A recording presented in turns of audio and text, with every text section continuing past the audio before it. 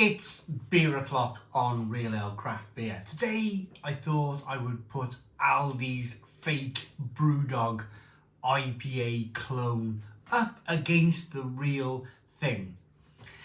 Now there's a couple of interesting things about this review. The fact that this was done, or the Aldi beer was done probably the best part of 2 years ago now. The anti-establishment IPA. Life is better with a beer. 5.6% ABV, brewed in Scotland.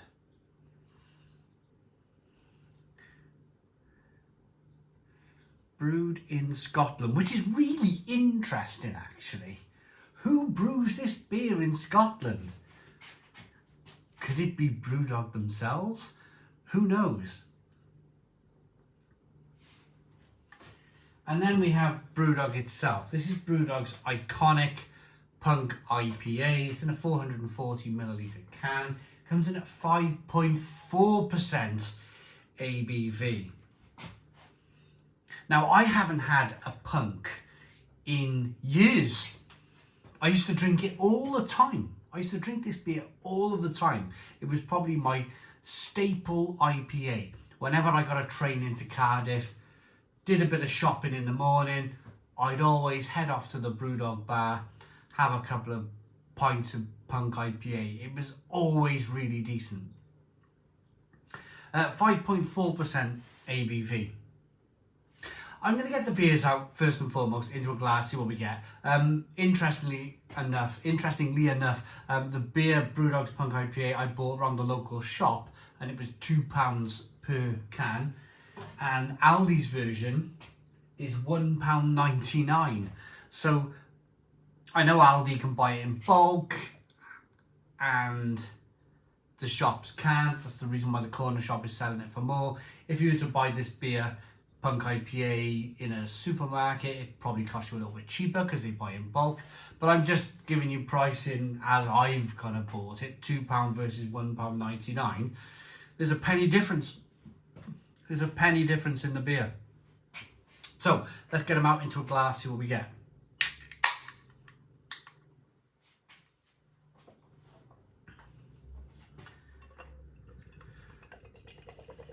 This is Aldi's anti-establishment IPA.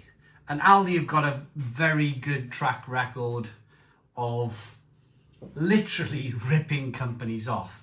But on this occasion, there was an actual exchange on social media between Brewdog and Aldi when this first came out, and they ended up making Aldi IPA, which is brewed by Brewdog. You don't see that beer so much anymore. It's kind of gone back to this anti-establishment IPA.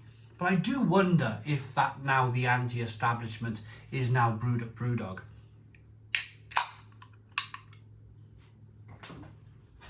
This is the Brewdog Punk IPA.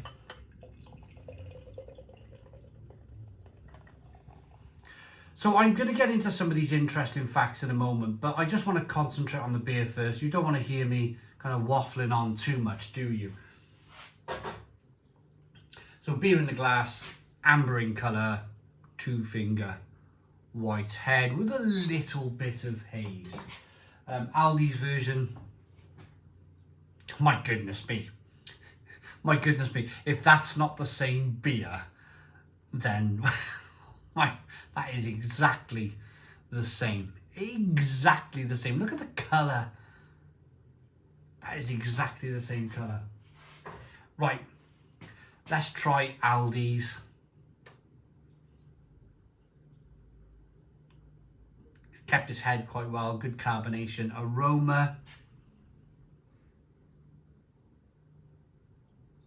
It smells like Sierra Nevada Pale Ale, to be honest. Let's get the aroma of the Brewdog. Yeah. Yeah. Yeah. Yeah. Okay, it looks the same, it smells exactly the same. Right, okay, let's dive in. Cheers everybody, this is Aldi's.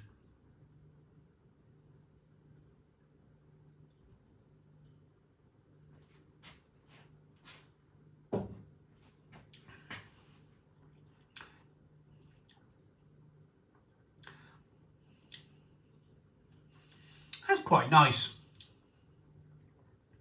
That's quite nice. It's got a kind of a slightly kind of sweet candy flavour to it with a bit of a kind of musty bitterness. It's more candied these days. It's almost like they've taken a leaf out of the Belgian book in brewing beer, and to get it definitely, it's kind of like on its way to being almost like a hopped up Belgian blonde or something. It's a far cry. I'm almost treating it like a Brewdog beer at this point. I better be a bit careful. Yeah, this is tasting like a hoppy Belgian blonde.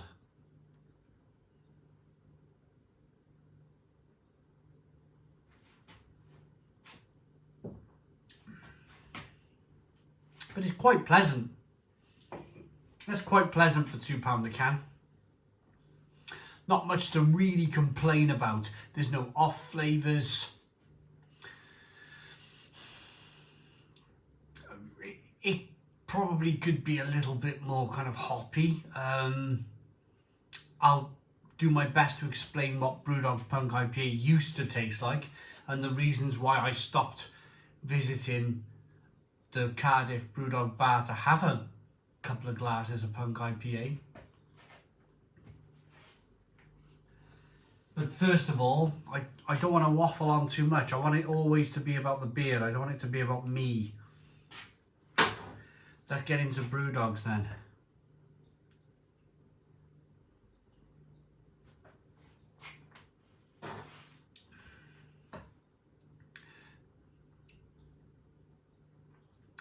Brewdog Punk IPA. It's candied. Belgian candied sugar with a taste slightly kind of lemonade-y, if you like. It's kind of like a lemon fruit flavour coming through. I'm going to have to, once I sort out my itchy nostril, I'm going to have to put these two together. Actually, look at it. Aldi's now is looking kind of slightly more interesting. It's got a better head, better lacing. Brewdog's looks more like the head's dissipated and there's not too much lacing. Let's taste these side by side. So let's go Brewdog first.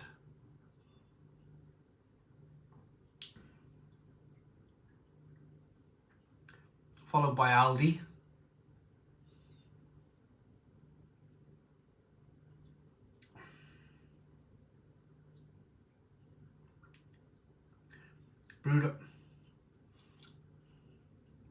Brewdog.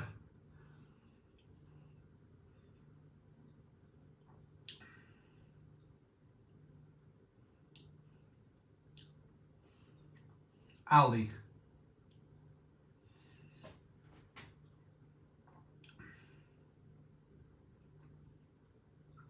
Right. There is a difference.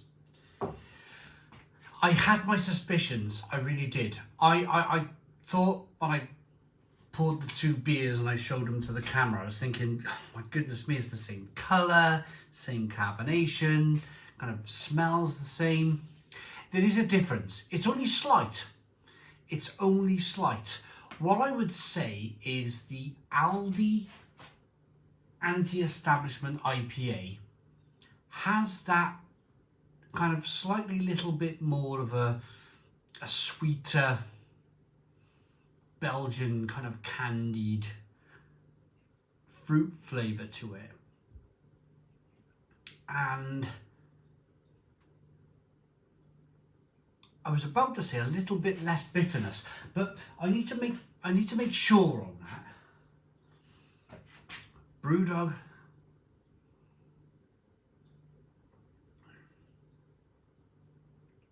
Kind of lemonade-y, grapefruit, kind of like bit thinner. It's definitely thinner, than the Aldi version, and then there's a little bit of bitterness on the back end.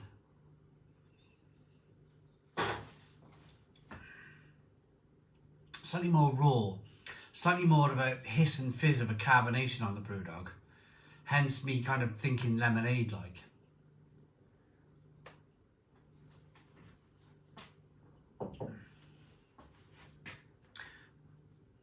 Aldi has more body. The body on the Aldi beer is more kind of, definitely more of a malty body, sweeter, but I think it has more bitterness too.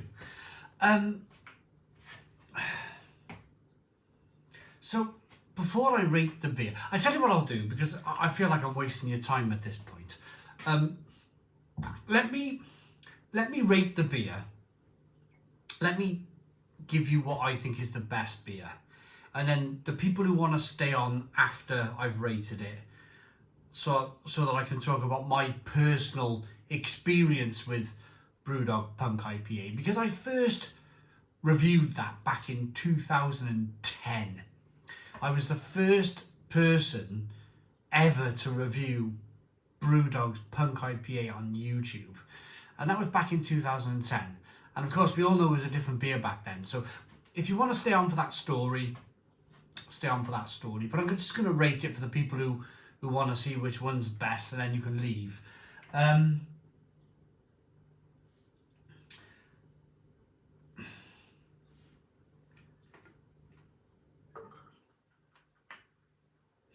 actually think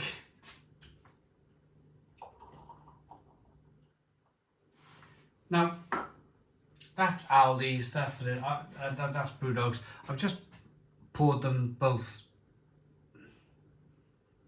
topped them up. I mean, just to be fair, the Aldi's definitely got more lace in. The Aldi one has definitely got a little bit more kind of lace in and a little bit more body. You can see the body in the beer. As I rock the beer back and forth, you can see the body. You can see the carbonation chasing the head of the glass, whereas the Brewdog, it kind of looks a bit unloved, doesn't it?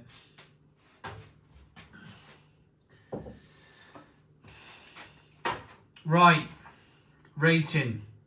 Difficult one because there's not a lot in it. I'm going to say Brewdog's thinner. It's less sweet. It has a slight artificial kind of lemonade flavour to it, which I'm not really keen on. And it's bitter. So I'm going to say Brewdog's is, can't believe I'm saying this, but Brewdog Punk IPA is a 5 out of 10. 5 out of 10 for Brewdog's Punk IPA. It's kind of middle of the road, you know. Aldi, however, anti-establishment IPA, I actually personally preferred it more. It's got more body, it's a little bit sweeter, but in a Belgian candied fruit kind of way, and it's got a lovely bitterness on the back end. It's a better beer. It's a better beer. It looks better in the glass. It's got a better mouthfeel. It's got better taste. I'm going to say the Aldi's probably a 7 out of 10. So thanks for watching. Those of you who now want to disappear can disappear. Thank you very much for tuning into this kind of battle. But now I want to kind of dig deep into, not dig deep, but just give you my own personal experience on Brewdog's Punk IPA. And I used to get so disappointed. Some of my long-time viewers here will remember when Brewdog started to change and my utter disappointment. I used to rage. I used to kind of go mad and like care. That was the point. I used to care. I used to care a lot. And now I just don't care. Now I don't just don't care. So let's go back to the start. 2010. Have a look on YouTube. Put in Brewdog Punk IPA Real Ale Guide if you want to, and you'll see a review of me in my kitchen with a really hazy glass of beer, 6% ABV, And if you watch that review, the beer blew my mind. It blew my mind. It was the most fantastic IPA that the UK had at that time, 2010, ever created. It was fantastic. It blew every other beer out of the water. And then Brewdog grew and Brewdog grew, and they opened bars, and I was excited at that time. I was going to London, I was going to the Camera Beer Festivals in London with my friend Hopsine, who runs a YouTube beer channel too, and we'd go to a couple of the Brewdog London bars, and we'd eat Juicy Lucy burgers, which were terrific Brewdog burgers with terrific Brewdog beer, and life was great. At that point, that was the kind of pinnacle for me of Brewdog. It was if I could have gone to a Brewdog bar every day in 2011/2012, I would have gone to a Brewdog bar every single day. The burgers were incredible. The food was amazing. The beer was off the record incredible. But of course, they were a small-ish microbrewery at the time, and they wanted big things. They wanted big things. They wanted to conquer the world. And what happens when you have hotels and airlines and breweries all over the world, Germany and America? You just forget about the product. You forget about what made you famous, if you like, in the first place. The reason why people wanted to drink beer, Brewdog beer in the first place, was because it was just simply sublime. It was all about the customer experience. And then it all changed. Then as soon as they opened their brewery in Ellen, it all seemed to go a bit kind of corporate. The beer dropped first and foremost from 6% ABV to 5.6% ABV. Hence the reason why Aldi's anti-establishment is 5.6% ABV and not Brewdog's now 5.4% ABV. So first and foremost, they dropped the ABV from 6 to 5.6. They tried to justify it on social media, blah blah blah blah, and then they dropped it to 5.4% ABV. They tried to justify it, blah blah blah, and it just, like, people become disinterested. Now, I'm gonna say, I'm slightly worried. I am, at this point, I'm slightly worried. The reason why I bought this single can of Brewdog Punk IPA in my local shop, a corner shop and not a supermarket, is because I went to Tesco, I went to Asda, I went to Morrison's and Sainsbury's, I went to Lidl and Aldi, I went to Home Bargains. I couldn't find a single can of Brewdog Punk IPA. They're trying to make you buy it now in a 4-pack. They're trying to bulk buy you into buying at least a 4-pack of Punk IPA. I don't want a 4-pack of Punk IPA. I really don't want it. That's where they've landed now. I don't want to buy a 12-pack, like that kind of cellophane wrap, boring, cardboard-based 12-pack of Brewdog Punk IPA. I don't want it. I don't want it. I don't want to buy, for the very same reason as I don't want to buy Stella or Carling or Foster's or Heineken with them boring cardboard bases that always sit on the bottom shelf of the beer aisle, like the it's almost like the naughty boy in school kind of, you've been naughty in school and you've been sent to the corner. You know, you've been sent to the bottom of the supermarket beer aisle. Who looks down there? Who looks on the floor in the supermarket? Oh, I know, I'm going to pick up one of those boring beers down there. Might be cheap as chips, but I'm not interested. And that's where Brewdog are now. Like searching for a single can of Punk IPA. What's that all about? So just disappointment really to where they are now. They've come so far from their roots. They've gone so far from their beginnings.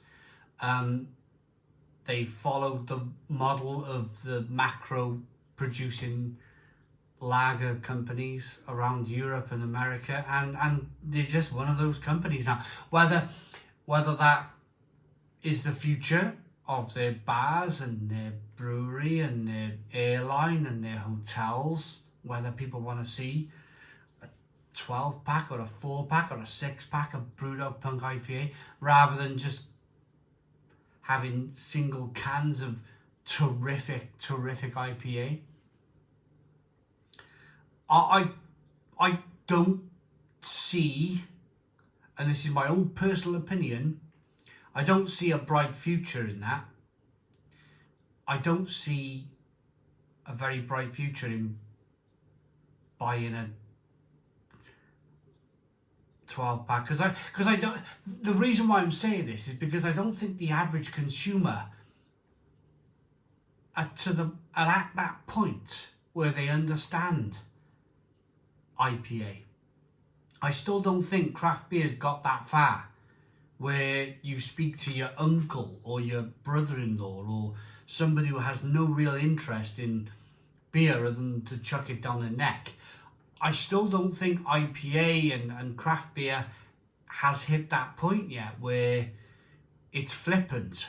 You're just going to buy a 12-pack and chuck them down your neck. I don't think it's there yet.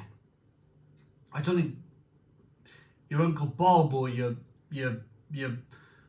Tony, the brother-in-law, is still at that point where they understand it. And that's what I fear with Brewdog. I fear that they've gone for that Uncle Bob market. And it's just not there.